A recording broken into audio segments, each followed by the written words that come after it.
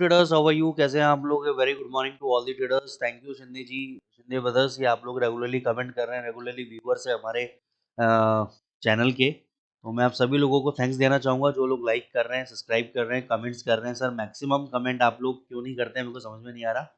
आप कुछ भी कमेंट करें और कोई भी करेंसी पेयर के बारे में कमेंट करें, मैं चाहता हूँ कि हेल्दी डिस्कशन हो जाए। आप अपने भी व्यूज़ डालें कि सर मेरे को ये यूएसडी जीपीवाई ये लग रहा है, यूएसडी कैड ये लग रहा है, गोल्ड ये लग रहा है, ताकि मेरे को भी सीखने को मिलेगा आप लोगों से कि आप लोग क्या सोच रहे हो, समझ रहे हो। ठीक है ना? तो ही इस चैनल का पर्पस सॉल्व हो पाएगा। यहाँ पे पर्पस ये नहीं है कि मैं खाली वीडियोस अपलोड करूँ, अपने व्यूज बढ़ाऊँ, ठीक है ना, अपनी पॉपुलैरिटी बढ़ाऊँ, नहीं। यहाँ पे एक हेल्दी डिस्कशन है, क्योंकि उससे ज़्यादा हम लोग ट्रेडिंग से अर्न कर लेते हैं। तो मैं चाहता हूँ कि ट्रेडिंग में जितना हेल्दी डिस्कशन होगा उतना हमें भी सीखने को मिलेगा, और हमें भी हो सकता है कुछ नए इनपुट आप लोगों से मिल जाए। ठीक है, तो यूरो यूएसडी पे आते हैं। हमने आपको बोला था कि भाई यहाँ पे हमारी बाय पोजीशन चल रही है 1300 के नीचे। अगर ये बंद हो गया तो अगला टारगेट 1200 का और 1150 तक का आ सकता है। कल क्लियर कट ये बात हमने बता दी थी। ठीक है, और उसके पीछे ये था, होल्ड करने के पीछे, कि डॉलर थोड़ा सा हमें लग रहा था कि थोड़ा सा पुल बैक डॉलर देगा, इसलिए हमने बोला था कि भाई ये हो सकता है ऊपर चला जाए। लेकिन हम इस बात के लिए भी रेडी थे, सॉरी हम इस बात के लिए भी रेडी थे कि अगर ये 1300 के नीचे बंद हो गया तो हम यहाँ से शॉर्ट पोजीशन क्रिएट कर सकते हैं। अब मेरे को लगता है कि जो बाय पोजीशन है 1300 के स्टॉप लॉस के साथ क्लोजिंग बेसिस पे उसको तो बने रहने देते हैं। हो सकता है एक बार यहाँ से बाउंस बैक मार जाए तो हमें सही लेवल मिल जाएंगे एग्जिट करने के लिए। यहाँ से हमें शॉर्ट पोजीशन थोड़ी सी बनानी चाहिए, थोड़ा सा ऊपर जाए 1360-70 के आसपास और शॉर्ट पोजीशन बनानी चाहिए।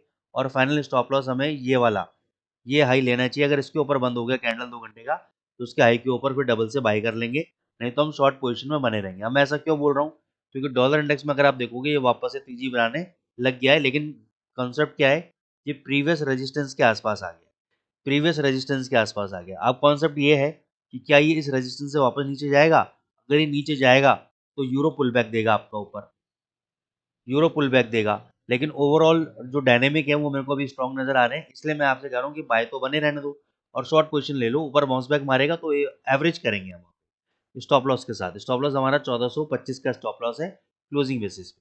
ठीक है, अब ये डॉलर में तेजी क्यों आई है, क्योंकि स्टेटमेंट दिया है कल रात को ट्रम्प साहब ने कि भाई हम जल्दी ही चाइना के साथ ट्रेड नेगोशिएशन फाइनल कर देंगे, और अदर कंट्रीज जो हैं, अदर ट्रेडिंग पार्टनर्स हैं, उनके साथ भी हमारी नेगोशिएशन ऑलमोस्ट डन है, और जल्दी आपको खुशखबरी देखने को मिलेगी। इस कारण से आपको डॉलर ऊपर जाता हुआ दिखाई दिया और गोल्ड में आपको अच्छी खासी सेलिंग नजर आई। दूसरा, चाइना में जो ईटीएफ, गोल्ड ईटीएफ होते हैं, गोल्ड ईटीएफ के अंदर बहुत ज़्यादा आउटफ्लोज नजर आए, प्रॉफिट बुकिंग नजर आई। तो वो जब गोल्ड ईटीएफ बेचे गए तो उनका पेमेंट देने के लिए चाइनीज सरकार को गोल्ड बेचना पड़ा, ठीक है ना, ताकि उनका पेमेंट को एनकैश कर सके। तो ये भी कारण है जिसकी वजह से गोल्ड में आपकी सेलिंग आ रही है। ये सेलिंग कितनी गहरा सकती है इसको हम देख सकते हैं, अभी बताता हूँ मैं आप लोगों को। पहले यूरो यूएसडी समझ लिया आप लोगों ने, अब जीबीपी यूएसडी आ जाओ। जीबीपी यूएसडी भी ऑलरेडी अब डेली चार्ट में ओपन है। अच्छा, इसमें हमारा ऑलरेडी बाय ट्रेड चल रहा है। ठीक है, मैंने आपको 3233 का स्टॉप लॉस दिया हुआ था, ये हम स्टॉप लॉस मेंटेन करेंगे। और दूसरा एक डेवलपमेंट आ रहा है यहाँ पे कि हायर लेवल पे रेजिस्टेंस पे इसने इनसाइड डे कैंडल बना दिया। कौन सा बना दिया? Inside day. इसका मदर कैंडल ये वाला है। इसका लो अगर ब्रेक होगा जो कि 3280 का है, तो ये सीधे सीधे आपको नीचे गिरेगा।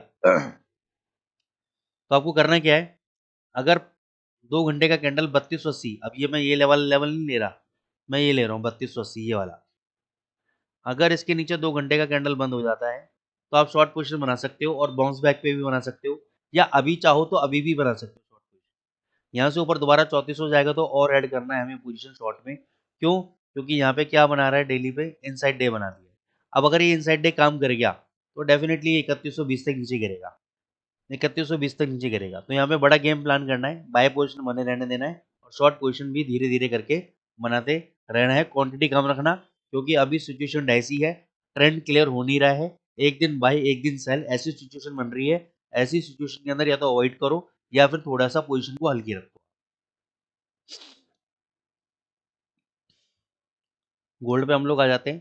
गोल्ड पे मैंने आपको लेवल दिया था कि अगर ये 3300 के नीचे 1 घंटे का कैंडल बंद हो गया तो आपको यहाँ पे शॉर्ट पोजीशन लेनी है। पहला सपोर्ट रहेगा 3280, फिर रहेगा 3260, और फिर रहेगा 3200। कितना लो लगा दिया अब तक? 3235 का लो लगा दिया अब तक। ठीक है, तो जिन्होंने शॉर्ट किया, देखो मैंने भी कल शॉर्ट किया था और कल बहुत मज़ेदार बात हुई। क्या हुई बात? मैंने क्या किया, पहले 1 घंटे का कैंडल देखते हैं। ये 1 घंटे का कैंडल यहाँ पे क्लोज हुआ 3280।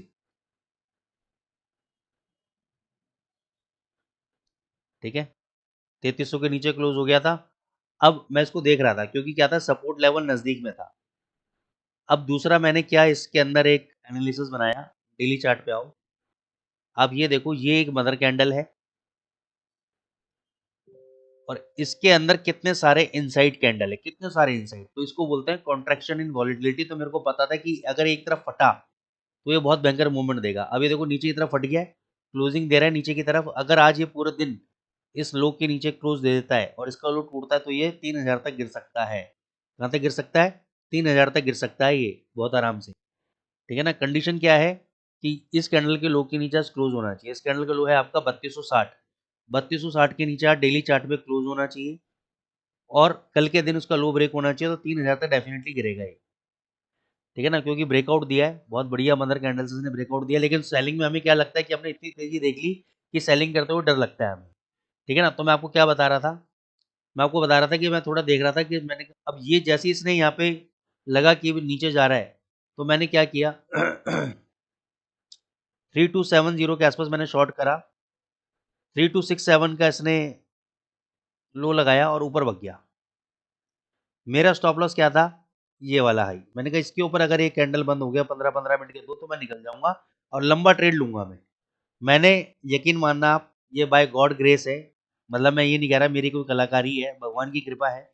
मैंने 3235 पे बिल्ड लगाई हुई थी टेक प्रॉफिट की, ऊपर गया, मैंने यहाँ पे 3315 के आसपास एक लॉट शॉट मारा, एक एक्स्ट्रा और शॉट मारा, जिसका टारगेट मैंने 3290 दिया हुआ था, ये अचीव हुआ।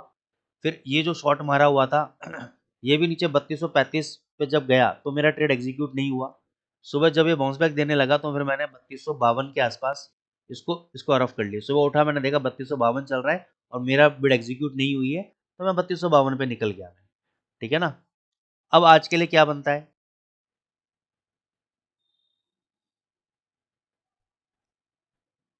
3195, 3210, 3195 से लेकर 3210, ये आपका बाइंग जोन है। इस जोन में आपको बाइंग करनी है। 3195 के नीचे अगर 2 घंटे का कैंडल बंद हो जाता है और उसका लो ब्रेक हो जाता है तो एग्जिट, नहीं तो 3210 पे बाई करके 3240-50 कहीं भी जाता है प्रॉफिट को बुक कर सकते हो। सेल एडवाइजरी नहीं है क्योंकि मैं गोल्ड में सेल पोजिशनल बेसिस पे सेल बनता है। ठीक है ना, और सेल आना भी चाहिए अभी, क्योंकि अगर ये चाइना और उसके सेंटीमेंट इंप्रूव हुए तो ये 3000 तक गिरेगा भी। लेकिन क्योंकि ये शार्प रिकवरी, जो इसने शार्प रिकवरी कल दी, इसको देखो हर कोई हैंडल नहीं कर पाएगा, थोड़ा सा दिक्कत आएगा। ये जो शार्प रिकवरी कल दी ना, एकदम से एकदम 3267 से सीधे ये 3319 तक गया है, एकदम से भग गया। तो ऐसी शार्प रिकवरी में सारे स्टॉप लॉस हिट हो जाते हैं। तो मैं बाय ऑन डिप कैंडिडेट हूँ और लॉन्ग टर्म में मैं बाय हूँ। और आपको मैंने पहले ही बोला है कि लॉन्ग टर्म में इसके टारगेट बहुत ऊपर है। अभी चाहे सेंटीमेंट इंप्रूव हो रहे हो लेकिन ये फिर भगेगा, तो इसलिए मैं every dip is a buying. तो अभी आज के लिए इंट्राडे ट्रेड तो केवल यही है कि 3210 3205 पे बाय करो, 3190 का ऐसा लगाओ, 3190 के नीचे बंद हो जाए तो एग्जिट, और ऊपर अपने 30-40 पॉइंट मिलते हैं प्रॉफिट बुक करके बाहर आ जाओ। ठीक है। यूएसडी जेपीवाई पे आ जाओ। यूएसडी जेपीवाई पे यहाँ का लेवल दिया हुआ था, ऊपर जा रहा है, डॉलर इंडेक्स ऊपर जा रहा है, ये भी ऊपर संभल रहा है, लेकिन फिर भी मेरे को उसका भरोसा नहीं है। आज बैंक ऑफ जापान की मॉनेटरी पॉलिसी है, तो इस पर मैं कोई भी कमेंट नहीं करूंगा। पहले बैंक ऑफ जापान की मॉनेटरी पॉलिसी को देखूंगा और उसके बाद फिर इस पर मैं कमेंट करूंगा। अच्छा, बैंक ऑफ जापान की मॉनेटरी पॉलिसी में चांसेस ये हैं कि इंटरेस्ट रेट में कोई भी चेंजेस ना आए। तो कोई भी चेंजेस नहीं होंगे तो ये नेगेटिव होगा जेपीवाई के लिए। तो ये सारे पेयर आपके ऊपर जा सकते हैं, जीबीपी जेपीवाई, यूरो जेपीवाई। लेकिन अगर उन्होंने कमेंट्री में अगर ये बोल दिया कि हम आने वाले महीनों में इंटरेस्ट रेट को इंक्रीज करेंगे, तो जेपीवाई ऊपर जाएगा, बाकी सारे करेंसी पेयर नीचे जाएंगे। तो इसलिए मैं वेट एंड वॉच सिचुएशन में जाना चाहूँगा।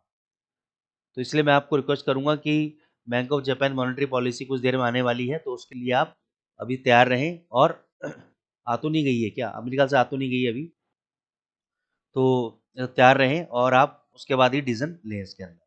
बीटीसी पे आते हैं। बीटीसी पे अभी फिलहाल कोई भी चेंजेस नहीं है। बीटीसी पे मेरा बाय ट्रेड चल रहा है, 91,000 का मेरा स्टॉप लॉस है। करंट रेट पे बाय भी है, शॉर्ट भी है। शॉर्ट मैंने 95,500 के ऊपर दे रखा है, उसके ऊपर कोई भी कैंडल क्लोज हो गया 2 घंटे का और उसका हाई ब्रेक हो गया तो एग्जिट, और बाय मेरा ट्रेड चल रहा है। आप चाहो तो यहाँ से भी बाय कर लो। 91,000 का स्टॉप लॉस है, 97 99,000 तक के आपके टारगेट से। तो दोस्तों अगर आपको हमारी एनालिसिस पसंद आ रही है तो चैनल को लाइक करें, सब्सक्राइब करें। Thank you so much.